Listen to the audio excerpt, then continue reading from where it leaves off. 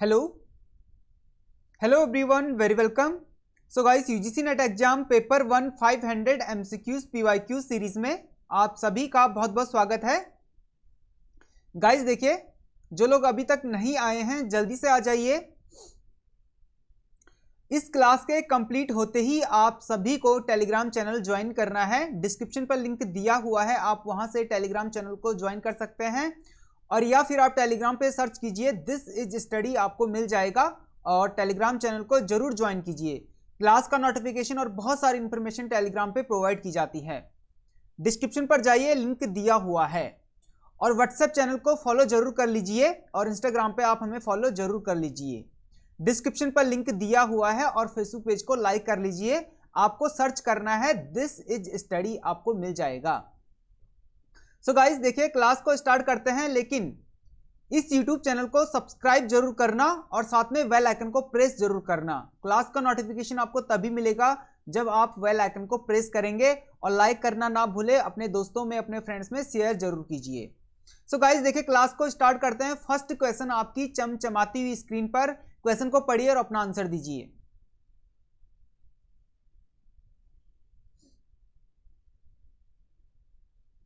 Question को पढ़ लीजिए और अपना आंसर दीजिए।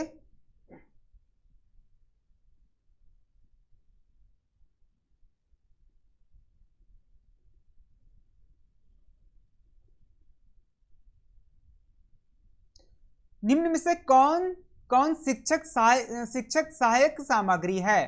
मतलब कौन कौन इनमें से शिक्षक सहायक सामग्री है? हवा मिल का कार्यकारी प्रतिमान, टेप रिकॉर्डर, या 16 mm फिल्म प्रोजेक्टर, या उपरोक्त सभी? बताइए। अब देखिए, इसी तरह के क्वेश्चन आपसे एग्जाम में पूछे जाएंगे, ठीक है। इस एग्जाम को देखते हुए इन क्वेश्चंस को तैयार किया गया है। 200 एमसीक्यूज तैयार किए गए हैं, जो कि अभी करंट एग्जाम है।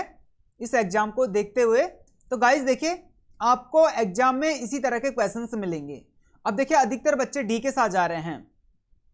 डी आंसर नहीं है। हमेशा याद रखिएगा, कभी भी सरकारी ऑप्शन हर बार सही नहीं होता है। इसीलिए क्वेश्चन को पढ़ना है, रिलेट करना है और अच्छे से समझना है, ठीक है। ये नहीं कि कुछ भी समझ नहीं आ रहा है तो चलो डी कर लेते हैं, उपयुक्त सभी, ऐसा नहीं करना है, ठीक है। डी बिल्कुल आंसर नहीं है, और टेप रिकॉर्डर भी नहीं है, ठीक है। सहायक सामग्री, क्वेश्चन क्या पूछा है कि इनमें से कौन कौन शिक्षक सहायक सामग्री है? टेप रिकॉर्डर नहीं है, और MM फिल्म प्रोजेक्टर भी नहीं है, ठीक है। क्या है? हवा मिल का कार्यकारी प्रतिमान, ठीक है। हवा मिल का कार्यकारी प्रतिमान। अब क्यों होगा, देखिए एक्सप्लेनेशन को देख लीजिए। शिक्षक शिक्षण कार्य करते समय विषय अथवा पाठ को समझने के लिए जिन जिन वस्तुओं का प्रयोग करता है उन्हें शिक्षण सहायक सामग्री कहा जाता है। इस बात को आप अच्छे से समझते हैं ना। शिक्षण सामग्री, सहायक सामग्री क्या क्या होता है भाई? टीचिंग में यानी कि पढ़ाते समय जिन जिन मेथड का मैं उपयोग कर रहा हूं, जिन जिन वस्तुओं का मैं उपयोग कर रहा हूं, वो क्या है? शिक्षण सहायक सामग्री है ना। और शिक्षण सहायक सामग्री 3 प्रकार के होते हैं, याद रखिएगा। बहुत बार ये क्वेश्चन आपसे पूछ लिया जाता है कि टीचिंग मेथड कितने प्रकार का होता है ना। शिक्षण सहायक सामग्री या टीचिंग मेथड कितने प्रकार का होता है, कौन कौन से होते हैं, आपको ये भी क्वेश्चन पूछ लिया जा सकता है ना। तो देखिए, 3 प्रकार का होता है शिक्षण सहायक सामग्री। एक दृश्य सामग्री, एक प्रोजेक्टर, एक फिल्म स्ट्रिप या मानचित्र या श्यामपट आदि। ये पहला हो गया। दूसरा क्या हो गया? श्रव्य सामग्री, ग्रामोफोन, टेप रिकॉर्डर, रेडियो आदि, ठीक है, दूसरा हो गया। और तीसरा क्या है? दृश्य श्रव्य सामग्री, जैसे टेलीविजन हो गया, कंप्यूटर, वीडियो कैसेट आदि, है ना। तो 3 टाइप के शिक्षण सहायक सामग्री होते हैं। कौन कौन से आते हैं समझ गए ना। एक तो सिर्फ दिखने वाला होता है दृश्य सामग्री, जिसमें प्रोजेक्टर हो गया, फिल्म हो गया, मानचित्र हो गया, श्यामपट हो गया, है ना, जिसको व्हाइट बोर्ड कहा जाता है, ब्लैक बोर्ड कहा जाता है, श्यामपट उसे कहा जाता है, ठीक है। ये क्या हो गया? दृश्य सामग्री। भाई मैंने आपको मोबाइल दिखाया ना, ये क्या हो गया? मोबाइल क्या है? दृश्य सामग्री हो गया। क्या हो गया? दृश्य सामग्री हो गया। यदि मैं मोबाइल पे बात कर रहा हूं तो क्या हो जाएगा? ग्रामोफोन, ठीक है, ग्रामोफोन हो जाएगा। मोबाइल पे मैं बात कर रहा हूं तो क्या हो जाएगा? ग्रामोफोन। यदि मैं कोई वीडियो देख रहा हूं तो क्या हो जाएगा? दृश्य और एवं श्रव्य सामग्री, क्योंकि उस पर दिखेगा भी और आवाज भी आएगी, है ना। तो इस क्वेश्चन का आंसर क्या है? हवा मिल का कार्यकारी प्रतिमान। ए इस क्वेश्चन का आंसर है ए। ठीक है, इस क्वेश्चन का आंसर क्या है? ए है। याद रखिएगा, क्वेश्चन को पढ़िए और आंसर दीजिए। अब इसी तरह के क्वेश्चन मैं लेकर आया हूं, साथ में एक्सप्लेनेशन भी लेकर आया हूं। कभी कभी वर्ड्स इधर उधर हो जाते हैं तो ध्यान मत दीजिए। इन क्वेश्चंस के एक्सप्लेनेशन भी लेकर आया हूं और बहुत ही अच्छे क्वेश्चंस हैं, बहुत ही मतलब अच्छे कॉन्सेप्ट बेस्ड क्वेश्चन है। इसी तरह के क्वेश्चंस आपसे एग्जाम में पूछे जाएंगे। ठीक है, इन्हीं कॉन्सेप्ट के साथ और इसी टाइप के साथ। हाँ, पैटर्न थोड़ा चेंज हो सकता है, टाइप्स और पैटर्न हल्का फुल्का चेंज हो सकता है पूरा भी चेंज हो सकता है, लेकिन कॉन्सेप्ट ही रहेगा। शिक्षण का मुख्य उद्देश्य क्या है? क्वेश्चन को पढ़िए और आंसर दीजिए, बताइए।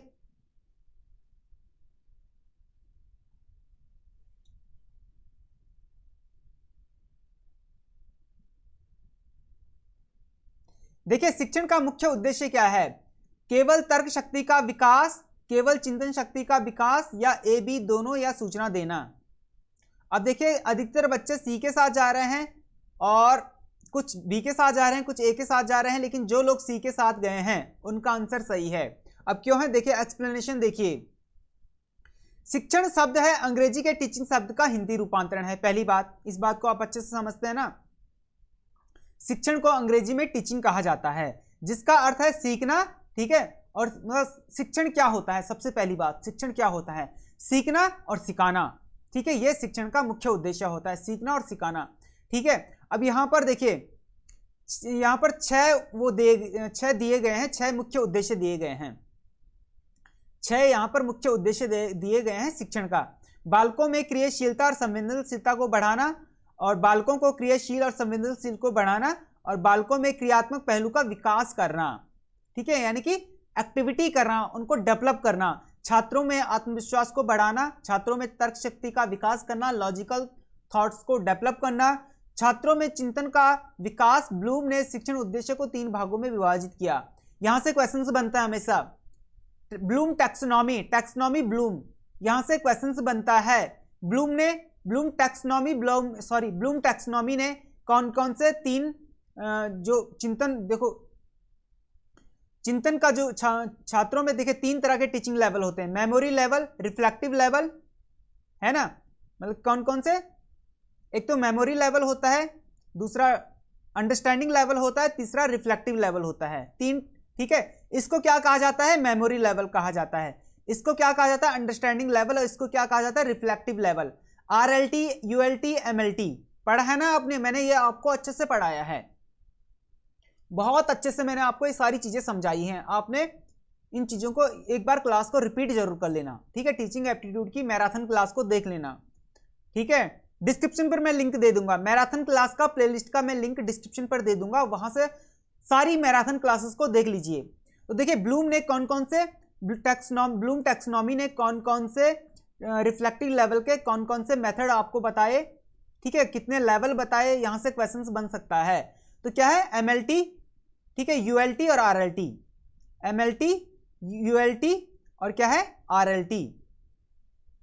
ठीक है, memory level of testing, memory level of testing, और अंडरस्टैंडिंग लेवल टेस्टिंग, और रिफ्लेक्टिव लेवल टेस्टिंग। ठीक है, ज्ञानात्मक, भावनात्मक और क्रियात्मक। समझ आ गया ना आपको अच्छे से? तो आंसर क्या होगा आपका? सी आपका आंसर है। क्या है? सी आपका आंसर है।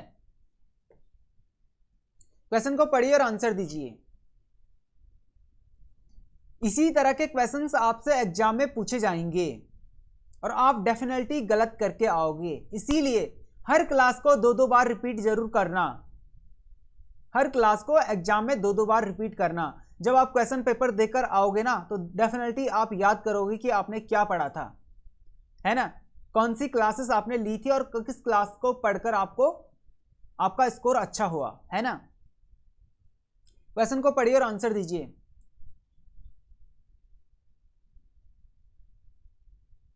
निम्नलिखित में से कौन सा कथन सही है? आविष्कार अनुसंधान होते हैं, अनुसंधान आविष्कार मुखी होते हैं, और अनुसंधान संबंधित होते हैं, या उपयुक्त में से कोई नहीं? बताइए।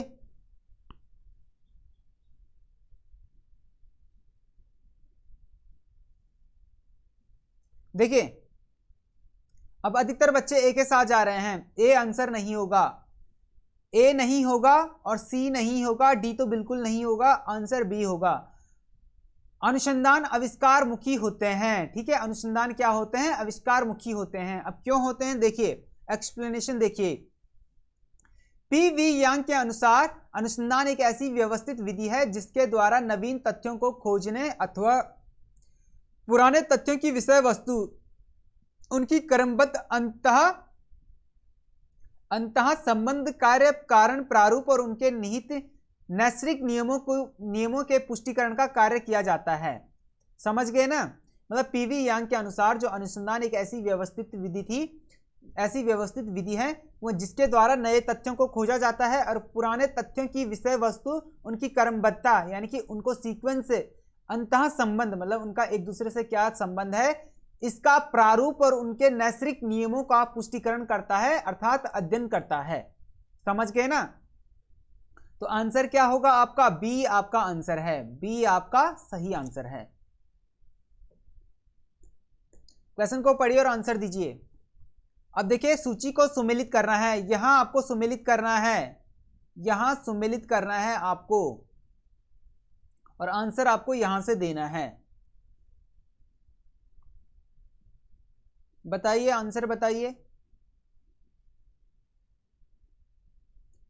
देखिए ऐतिहासिक विधि किससे संबंधित होती है, किससे, पूर्व घटित घटनाएं, जो घटनाएं घटित होती हैं, पूर्व में जो घटित घटनाएं होती हैं वो किससे संबंधित है, ऐतिहासिक विधि से संबंधित है पूर्व घटित घटनाएं। और सर्वेक्षण विधि किससे होती है, सॉरी सर्वेक्षण विधि कब किया जाता है, वर्तमान घटनाओं का सर्वेक्षण किया जाता है, ठीक है, वर्तमान घटनाओं का क्या किया जाता है, सर्वेक्षण किया जाता है। और दार्शनिक विधि यानी कि बहुत दूरदृष्टि के लिए, मतलब बहुत दूरदृष्टि के लिए कहते हैं ना कि फेलोसफी, आपने फिलॉसफी पढ़ी होगी आप में से बहुत सारे लोगों ने, तो क्या जो दार्शनिक होते हैं वो क्या देते हैं, जो दार्शनिक होते हैं वो अपने थॉट्स को देते हैं, यानी कि थॉट्स भविष्य में ये होगा, ये क्या हो गया, दूरदर्शी, मतलब एक दूरदृष्टि, हमारी दूरदृष्टि है कि भविष्य में ऐसा होगा, वो चीजें हो भी जाती हैं। अब देखिए किसी वैज्ञानिक ने कहा था कि पृथ्वी गोल है, किसी ने ये कहा था, मतलब दूरदृष्टि थी उस वैज्ञानिक की, उस वैज्ञानिक ने एक क्या किया अपना एक थॉट्स दिया कि हाँ पृथ्वी गोल है, ठीक है, और सच में पृथ्वी गोल हुई है ना, आज पृथ्वी क्या है, हम क्या पढ़ते हैं, पृथ्वी गोल है। तो ये क्या एक थॉट्स था एक वैज्ञानिक का, और ये थॉट्स रियल में मतलब हकीकत हुआ, सच हुआ ये, तो ये क्या है, दूरदृष्टि। प्रयोग विधि, तो प्रयोग विधि होती भविष्य की कार्यवाही, यानी कि भविष्य में जो एक्सपेरिमेंट किए जाएंगे, ये क्या है, प्रयोग विधि। तो देखिए कहां जा रहा है ये, ए, आंसर क्या होगा आपका, ए होगा, बी सी डी नहीं होगा, आंसर होगा आपका ए, ठीक है, ए आपका बिल्कुल सही आंसर है। देखिए आपको पढ़ना है, आंसर देना है, सुनना है और समझना है। यदि आप अच्छे से सुनेंगे समझेंगे तो डेफिनेटली आपका जो कॉन्सेप्ट है वो क्लियर रहेगा और एग्जाम में आप बहुत अच्छा स्कोर करके आएंगे, है ना। क्वेश्चन को पढ़िए, देखिए यहाँ पर एक्सप्लेनेशन भी दिया गया है, इस पीडीएफ आपको मैं प्रोवाइड कर लूंगा, पीडीएफ में इसको पढ़ लीजिए। तो देखिए क्वेश्चन को पढ़िए और आंसर दीजिए।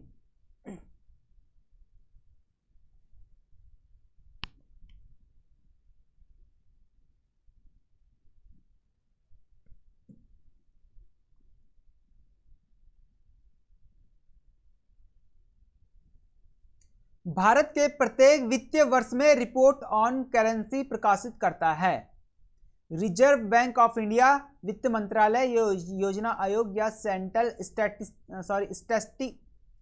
Statistical organisation. बताइए इनमें से कौन सा आपका आंसर है।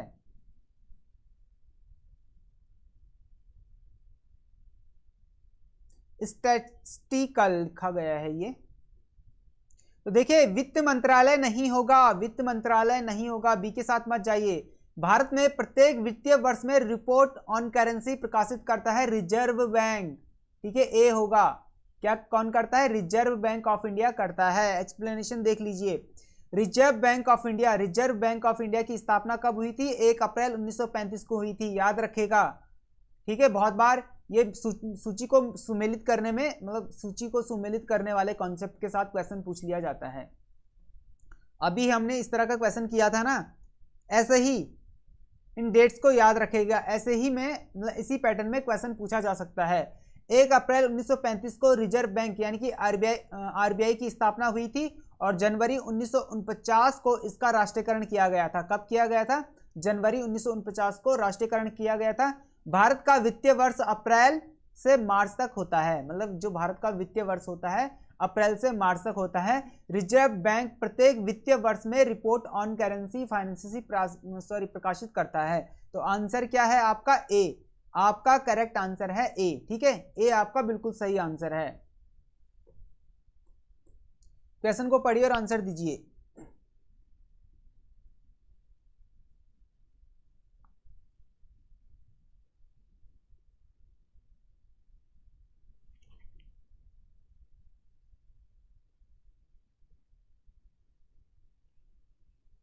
प्रथम वेब ब्राउजर है तो इनमें से कौन सा? Internet explore, Netscape, world wide web या फायरफॉक्स? बताइए।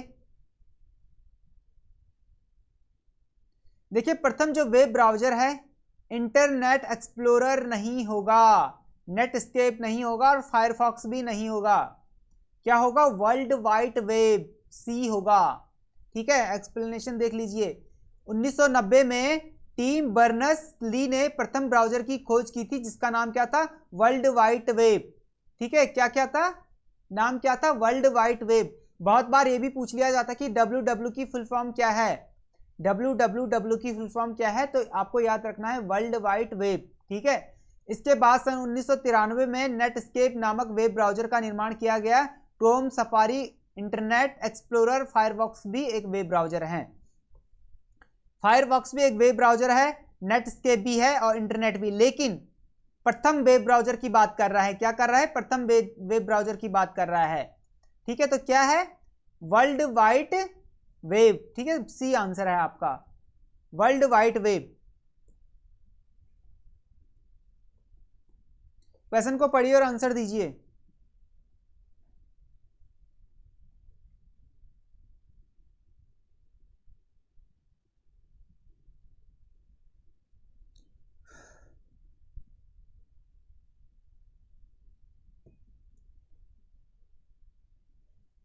निम्न में से कौन सा छाया बिंदु रेखन नहीं है?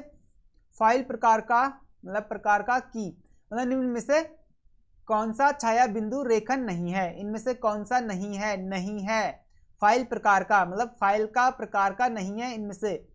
पीएनजी, जीआईएफ, बीएमपी या जीयूआई? बताइए इनमें से।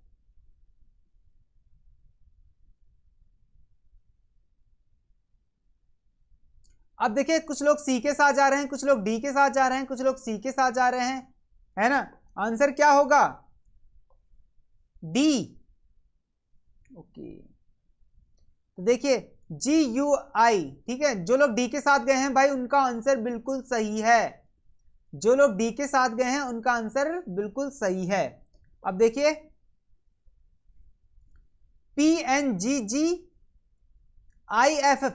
PNGGIF तथा BNP एक फाइल फॉर्मेट है, जबकि GUI ग्राफिकल यूजर इंटरफेस एक ऑपरेटिंग सिस्टम का मुख्य भाग है।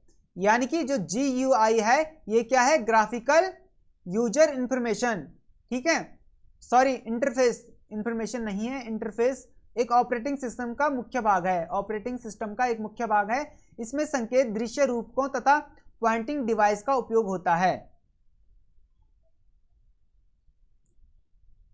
ठीक है, इसमें संकेत दृश्य रूपकों तथा पॉइंटिंग डिवाइस का उपयोग होता है। आंसर क्या है आपका? डी।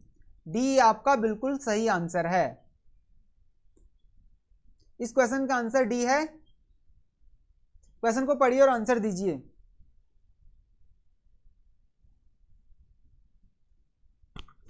मैं क्लास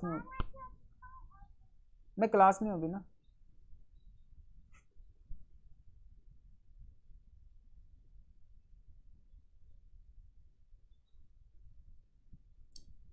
क्वेश्चन को देखिए, लहर एक प्राकृतिक आपदा है। लहर एक प्राकृतिक आपदा है जिसमें भारी मात्रा में सामग्री का उद्भेदन होता है। क्या होता है? भारी मात्रा में सामग्री का उद्भेदन होता है। जबरदस्त हवाएं चलती है, जल की बलवती लहरें उठती है, या जबरदस्त हवाएं और बलवती लहरें उठती है। लहर एक क्या है, प्राकृतिक आपदा है, जिसमें क्या कहा जाता है। देखिए जो लोग बी के साथ जा रहे हैं, सी के साथ जा रहे हैं, डी के साथ जा रहे हैं, उनका आंसर बिल्कुल गलत है। ए इसका सटीक आंसर है, ए। ठीक है, ए इसका बिल्कुल सही है। लहर एक प्राकृतिक आपदा है जिसमें क्या होता है, भारी मात्रा में सामग्री का उद्भेदन होता है। क्या होता है, भारी मात्रा में सामग्री का उद्भेदन होता है। यानी कि प्राकृतिक आपदा एक प्रकार का प्राकृतिक जोखिम है। प्राकृतिक आपदा एक प्रकार का प्राकृतिक जोखिम है। यह मानवीय गतिविधियों को प्रभावित करता है। क्या करता है, मानवीय गतिविधियों को प्रभावित करता है। ज्वालामुखी विस्फोट, भूकंप, भूस्खलन आदि प्राकृतिक आपदाएं हैं जो मानव, पशु, पक्षी, पर्यावरण आदि को नुकसान पहुंचाता है। ठीक है, तो आंसर क्या है आपका, ए। ए आपका बिल्कुल सही आंसर है। लहर एक प्राकृतिक आपदा है, बिल्कुल ठीक बात। लेकिन ये क्या करता है, भारी मात्रा में सामग्री का उद्भेदन करता है। यानी कि भूकंप व भूस्खलन आदि प्राकृतिक आपदाएं होती हैं। ज्वालामुखी विस्फोट जो मानव, पशु, पक्षी, पर्यावरण सभी को नुकसान पहुंचाता है। ठीक है, तो आंसर क्या है आपका इस क्वेश्चन का, ए इसका आंसर है। क्वेश्चन को पढ़िए और आंसर दीजिए।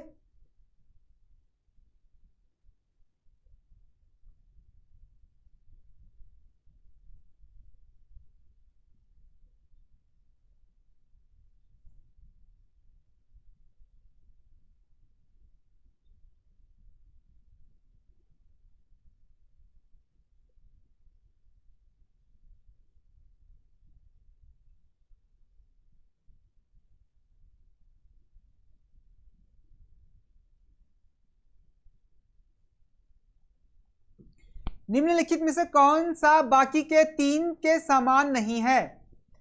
ठीक है, इनमें से कौन सा बाकी तीन के समान नहीं है। मैक एड्रेस, हार्डवेयर एड्रेस, ठीक है, फिजिकल एड्रेस या आईपी एड्रेस, बताइए।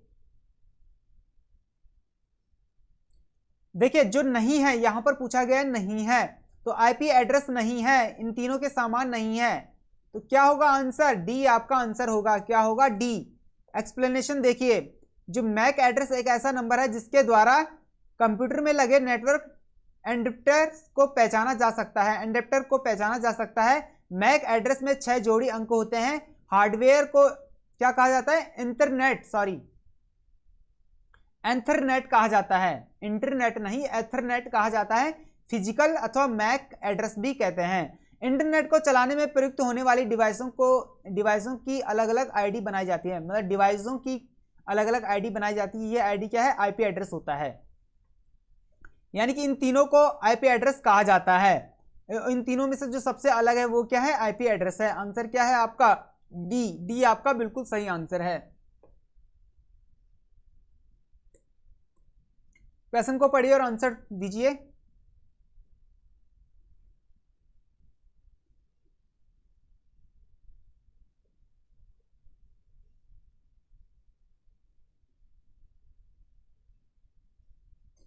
विधि के विषय के रूप में शिक्षा किस सूची में आती है। मतलब विधि के विषय के रूप में शिक्षा किस सूची में आती है, संघीय सूची में या राज्य सूची में या समवर्ती सूची में या अवशेषी शक्तियां। देखिए डी नहीं होगा, और जो बच्चे ए के साथ जा रहे हैं उनका आंसर भी गलत है। ए नहीं होगा और बी भी नहीं होगा, आंसर होगा आपका सी। क्या होगा, सी। एक्सप्लेनेशन देख लीजिए। विधि के विषय के रूप में शिक्षा समवर्ती सूची में आती है। शिक्षा को 42वें संविधान संशोधन 1976 के द्वारा समवर्ती सूची में शामिल किया गया था। तो आंसर क्या होगा आपका, देखिए शिक्षा को समवर्ती सूची में कब शामिल किया गया, क्वेश्चन ये भी बन सकता है। तो आपको याद रखना है 42वें संविधान संशोधन 1976 के द्वारा समवर्ती सूची में शामिल किया गया था। आपको ये भी याद रखना है, ठीक है। तो आंसर क्या होगा आपका, सी। सी आपका इस क्वेश्चन का आंसर है, सी। सी आपका बिल्कुल सही आंसर है। गाइस जिन लोगों ने अभी तक क्लास को लाइक नहीं किया है जल्दी से लाइक कर लीजिए, और साथ में जिन लोगों को यूजीसी नेट एग्जाम पेपर 1 की प्रिपरेशन करनी है, देखिए आपको इसी प्लेटफॉर्म पे, इसी यूट्यूब चैनल पे आपको आना है और प्लेलिस्ट पर आपको विजिट करना है। और यहां पर UGC net GRF paper 1 all units complete syllabus, इस प्लेलिस्ट को ओपन कर लीजिए। यहां पर हमने बहुत सारी यूनिट्स कंप्लीट कर लिया है। और देखिए माई पेपर 1 पीवाईक्यूज एमसीक्यू सीरीज को जरूर देखिएगा।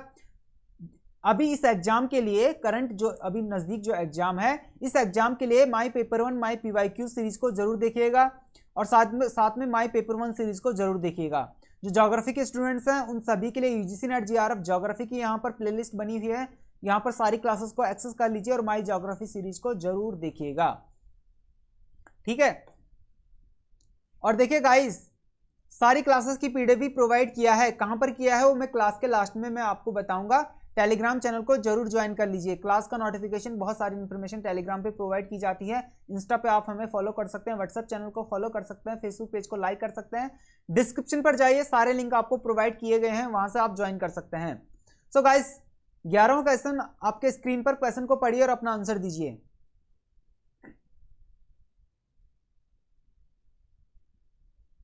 क्वेश्चन को पढ़िए और आंसर दीजिए।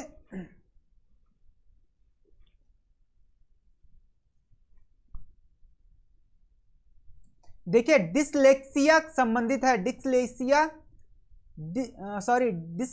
संबंधित है मानसिक विकृति से, व्यवहार संबंधित विकृति से, या पाठन विकृति से, या लेखन विकृति से। अब देखिए, कुछ ए के साथ जा रहे हैं, कुछ बी के साथ, कुछ सी के साथ, कुछ डी के साथ। सबसे पहली बात, जो लोग ए और बी के साथ गए हैं उनका आंसर बिल्कुल गलत है और यहां पर हमें सटीक आंसर देना है। तो पठन और लेखन, तो हम पठन को चुनेंगे, लेखन नहीं होगा, पठन विकृत से, ठीक है।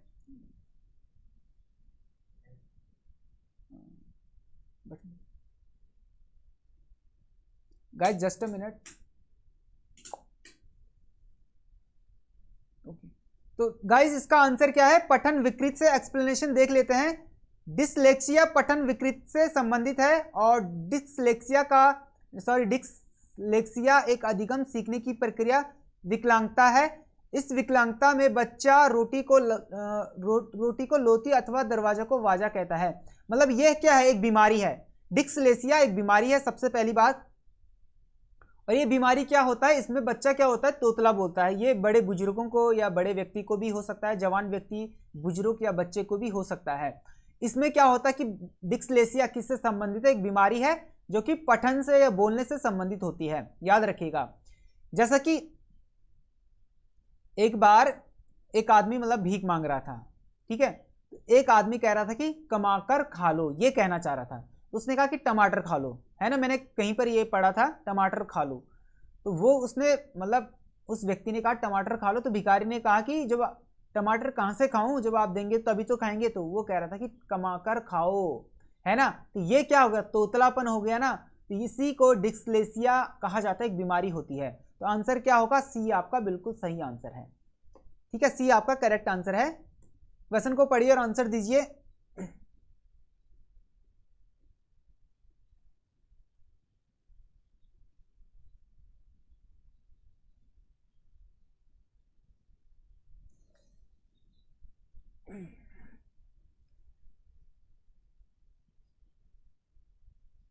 निम्नलिखित में से शिक्षण का सर्वोत्तम ढंग कौन सा है?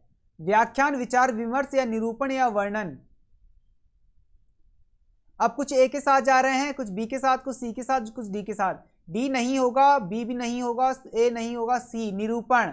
एक्सप्लेनेशन देख लेते हैं। जब अध्यापक रोचक उदाहरण, चार्ट, नक्शे, मॉडल, प्रोजेक्टर आदि अन्य प्रकार की शिक्षण सामग्री का प्रयोग करके पढ़ाता है तो यह विधि निरूपण विधि कहलाती है, ठीक है। निरूपण विधि क्या होती है? जब टीचर क्या करता है? इंटरेस्टिंग तरीके से पढ़ाता है, चार्ट पे पढ़ाता है, नक्शे से पढ़ाता है, प्रोजेक्टर से पढ़ाता है, स्मार्ट बोर्ड से पढ़ाता है और बहुत सारे उपकरण व मेथड का प्रयोग करता है, तो उसी को निरूपण विधि कहा जाता है। तो ठीक है, आंसर क्या होगा आपका? सी आपका बिल्कुल सही आंसर है, ठीक बात, समझ गए ना। लास्ट थर्ड क्वेश्चन है ये। क्वेश्चन को पढ़िए और अपना आंसर दीजिए।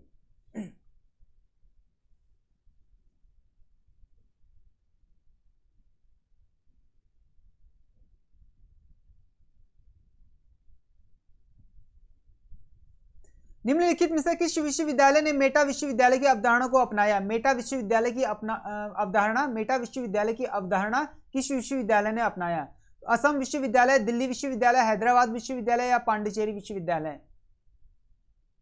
अरे बी नहीं है, दिल्ली विश्वविद्यालय नहीं है और डी भी नहीं होगा, है ना। आंसर क्या होगा? हैदराबाद विश्वविद्यालय। सॉरी, सी नहीं होगा गाइस, देखिए सी नहीं है, डी आंसर है। जो लोग डी के साथ गए हैं उनका आंसर बिल्कुल सही हो गया है, डी, पांडिचेरी विश्वविद्यालय। पांडिचेरी विश्वविद्यालय ने मेटा विश्वविद्यालय की अवधारणा को अपनाया था। पांडिचेरी विश्वविद्यालय एक क्या है? केंद्रीय विश्वविद्यालय है। क्या है? केंद्रीय विश्वविद्यालय है, मतलब सेंट्रल यूनिवर्सिटी है पांडिचेरी विश्वविद्यालय। और यह विश्वविद्यालय भारत सरकार द्वारा 1985 में स्थापित किया गया था। बहुत बार क्वेश्चन ये भी पूछ लिया जाता है कि पांडिचेरी विश्वविद्यालय भारत सरकार ने कब स्थापित किया था, तो आपको याद रखना है 1985 में स्थापित किया गया था। और मेटा विश्वविद्यालय की अवधारणा सबसे पहले पांडिचेरी विश्वविद्यालय ने अपनाया था। तो आंसर क्या होगा आपका? डी, डी आपका आंसर है। आंसर क्या है आपका? डी आपका बिल्कुल सही और सटीक आंसर है।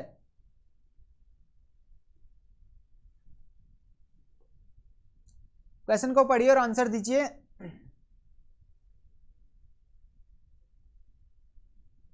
लास्ट सेकंड क्वेश्चन है गाइस, क्वेश्चन को पढ़िए और अपना आंसर दे दीजिए।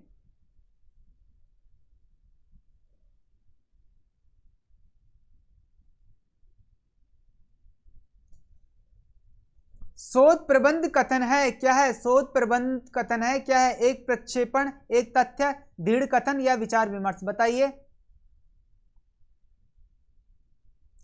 अरे प्रक्षेपण नहीं होगा, तथ्य। ये क्वेश्चन मैंने पहले भी आपको करवाया है, ठीक है।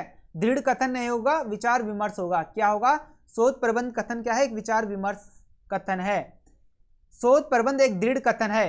अब देखिए, दृढ़ कथन नहीं है, यह एक ऐसी विधि है जो शोध के संपूर्ण तथ्यों को एकत्रित, संकलित व सुसंगठित करती है। यह लेखन किसी विशेष क्षेत्र में ज्ञान कोश की अवधारणा को सरल शब्दों में स्पष्ट करने का करके अन्य शोधकर्ता का अनावश्यक समय नष्ट होने से बचाता है। शोध क्या है? दृढ़ कथन नहीं है, विचार विमर्श है। क्या है? विचार विमर्श है।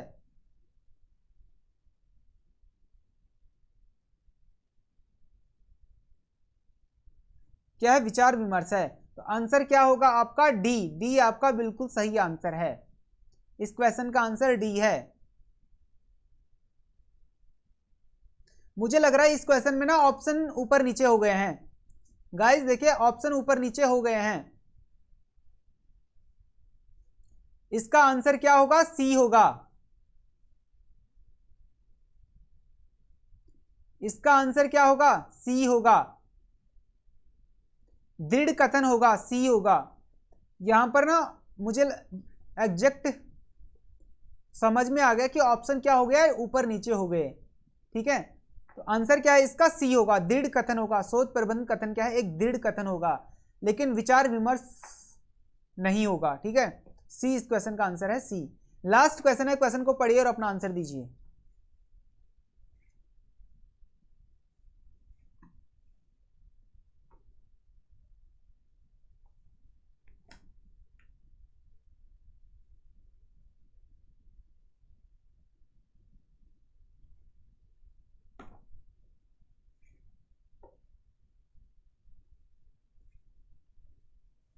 टेलीविजन को चालू करने पर जो कण कण से दिखाई पड़ते हैं उन्हें निम्न में से क्या कहा जाता है? स्पार्कल्स, ग्रीन डॉट्स या स्नो या रेन ड्रॉप्स? बताइए। रेन ड्रॉप्स नहीं होगा, ग्रीन डॉट्स नहीं होगा, स्पार्कल्स नहीं होगा, क्या होगा? स्नो होगा, ठीक है। आंसर क्या होगा आपका? सी होगा। एक्सप्लेनेशन देखिए, टेलीविजन को चालू करने पर जो कण कण से दिखाई पड़ते हैं उन्हें स्नो कहा जाता है। क्या कहा जाता है? स्नो कहा जाता है। सी आपका आंसर है, सी आपका आंसर है। सो गाइस, इस क्लास की पीडीएफ आपको कहां मिलेगी? टेलीग्राम चैनल पे मिल जाएगी। इसीलिए कहता हूं टेलीग्राम चैनल को जरूर ज्वाइन करना है। सारी क्लासेस की पीडीएफ हमने टेलीग्राम पे प्रोवाइड किया है। देखिए 83 से भी ज्यादा फाइल्स हमने वहां पर प्रोवाइड किया है। जाइए टेलीग्राम पे जाइए, सारी क्लासेस की पीडीएफ प्रोवाइड किया है, ठीक है। आपको बहुत हेल्प मिलेगी और टेलीग्राम चैनल को जरूर ज्वाइन कीजिए। सो गाइस, आज की आपकी क्लास यहीं तक। लाइक करना ना भूले, शेयर करना ना भूले अपने दोस्तों में, अपने फ्रेंड्स में, और साथ में सब्सक्राइब जरूर कीजिए और साथ में बेल आइकन को प्रेस जरूर कीजिए।